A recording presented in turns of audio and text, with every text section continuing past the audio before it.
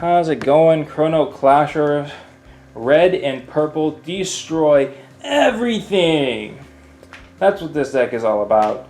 But you can't always have something to destroy, so you got to have some other cards to start the game off.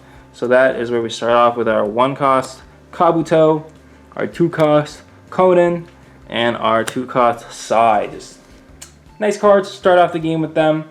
And of course, Sai. You get the whole Sai groupies in this deck for those amazing defensive capabilities in the Guardian stack. And of course, EX. You gotta get those EXs with Kabuto and Conan. They're so good. They're so good.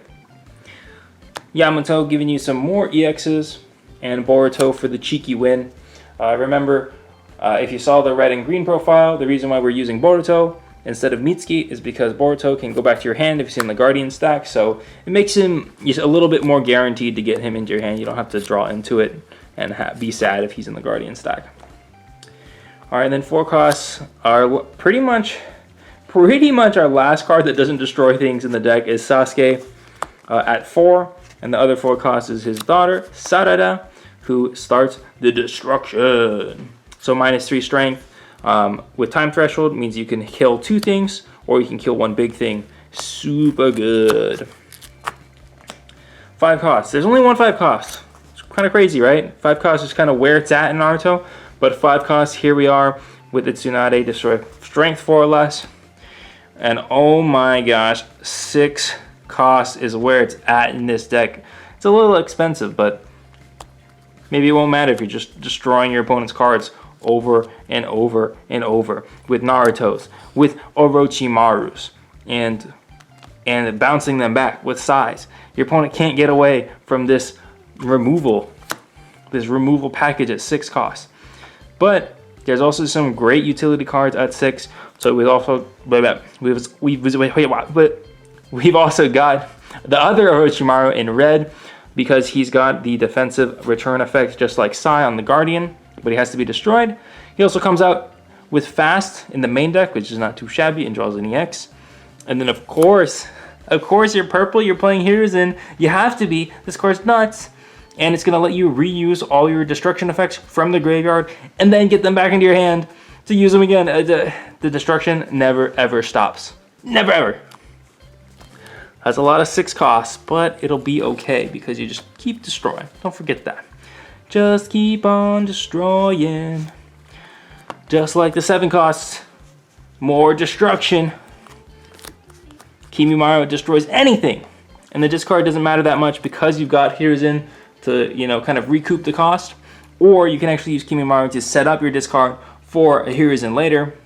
We've got Naruto Uzumaki, destroy 5 costs, 5 strength or less. Could do it twice. Both of them can kill twice with time threshold. Crazy. Then our last 7 cost is Hiruko.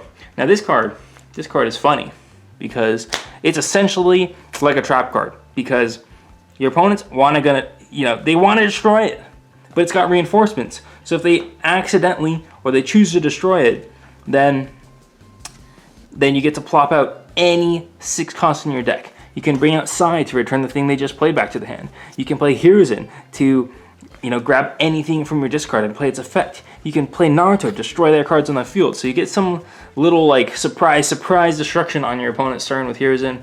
I think it's funny. I think it's worth it. And the last card in the main deck, ba-boom, is Might Guy.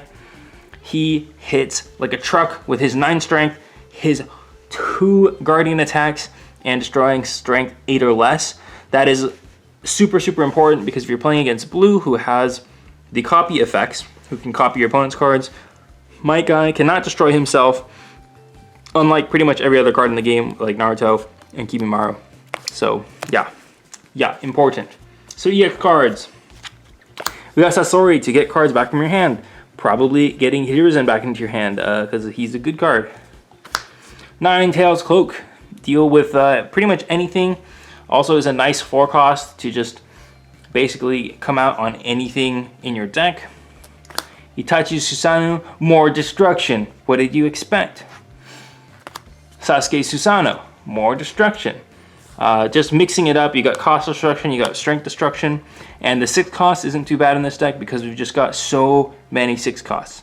The other one is Jiraiya. This is mainly to help you get rid of toughness threats, because remember, if you drop a toughness card down to 0 strength, it will die. You can also use this in tandem with your strength destroys to kill something that's really big. And just in case your opponent gets out of hand with too many cards on field somehow, you've got Ghetto Statue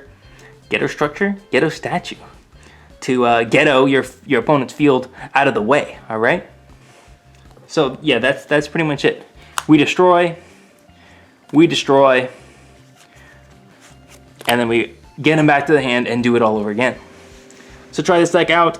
If you love destruction, if you love keeping your opponent's field clear, this is obviously the deck for you, because everything is going to be destroying and you're going to have a good time.